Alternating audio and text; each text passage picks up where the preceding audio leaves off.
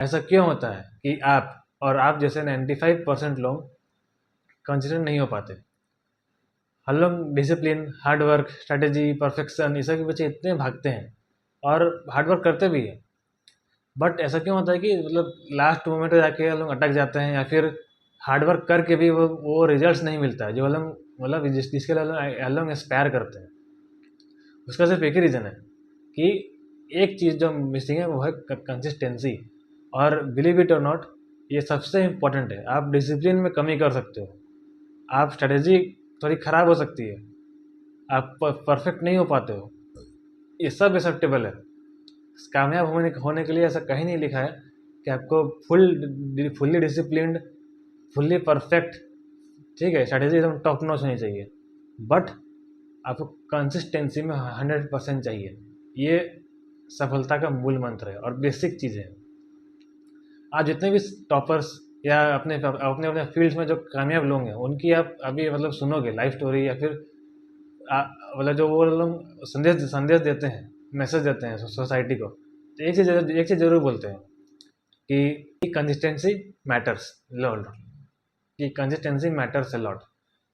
ठीक है, मैं आज से कुछ साल पहले जब मतलब कि मैं भी नहीं हो पाता था कंसिस्टेंट, तो मैंने संदीप मैसूरी का वो अनस्टॉपेबल वाला वीडियो, तो जैसा कि मैंने बताया था कि वीडियो मैंने देखा था, तो उसमें एक लाइन जो मेरे दिमाग में अभी भी वो दिमाग में पिक्चर के साथ छपी हुई है कि मतलब ना भागना है, न रुकना है, बस चलते रहना है। इसका सिंपल सा मतलब ये है कि आपको मतलब आप जिस भी गोल के पीछे भाग रहे हो, ठीक है, आपको कोई भी गोल हो सकता है, कोई फील्ड का गोल हो सकता है, ऐसा नहीं कि आप अपने ऊपर कोई दबाव नहीं डालना है, बहुत स्पीड नहीं भागना है, जितना भाग पाओगे उतना ही भाग पाओगे, उससे तेज नहीं भाग पाओगे, बट आपको रुकना भी नहीं है, आपको धीरे धीरे चलते रहना है। इससे क्या होगा कि आप धीरे धीरे हर दिन आप अगले दिन से बेहतर रहोगे। और जब आप हर दिन अगर आप अगले दिन से बेहतर बेटर रहोगे, तो एक ना एक दिन आपका टारगेट जरूर अचीव करोगे। आप यही सोचो कि अगर आप हर दिन 0.1% ही अपने आप को बेटर करते हो, तो सोचो कि आप साल के अंत में 365 दिन के बाद आप 36.5% आप अपने प्रीवियस साल के रूप से बेटर हो जाओगे, मोर देन वन थर्ड। ये सुनने में जितना मतलब लगता है कैलकुलेटिव, मतलब इजीली मैथमेटिकल, उतना मतलब है नहीं। 0.1% इम्प्रूवमेंट लाने के लिए भी वो लगता है, ठीक है। तो मतलब कंसिस्टेंसी जितना फॉलो करोगे उतना ही, लेकिन अब समस्या है कि इसको अब कैसे कैसे होए कंसिस्टेंट, ये तो समस्या है। सबको पता है कि कंसिस्टेंट होने से क्या क्या मिलेगा, क्या क्या अचीव कर पाओगे, बट हो नहीं पाते। इसमें सबसे ज़्यादा आपका जो मतलब आपको डिस्ट्रैक्ट करता है वो आपका माइंडसेट।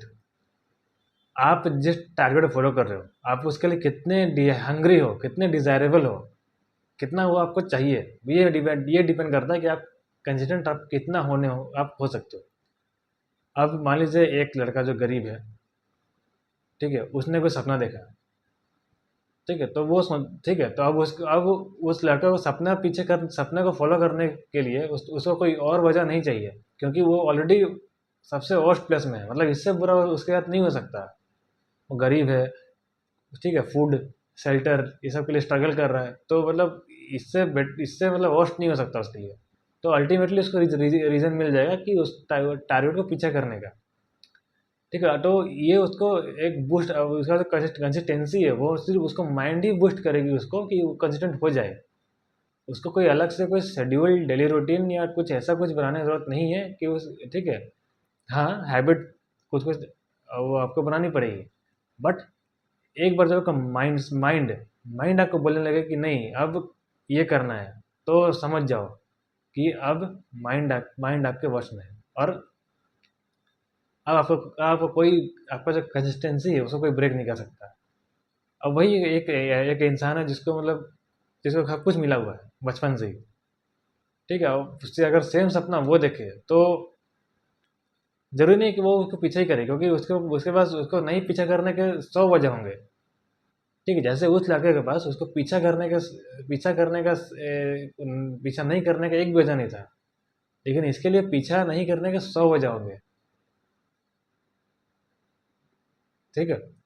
तो यही चीज़ है, कितना हंग्री आप कुछ भी करना चाहते हो लाइफ में, आप उसके लिए कितना हंग्री हो, कितना पैशनेट हो, कितना डेडिकेटेड हो, ये डिसाइड करता है कि आप कंसिस्टेंट हो पाओगे कि नहीं।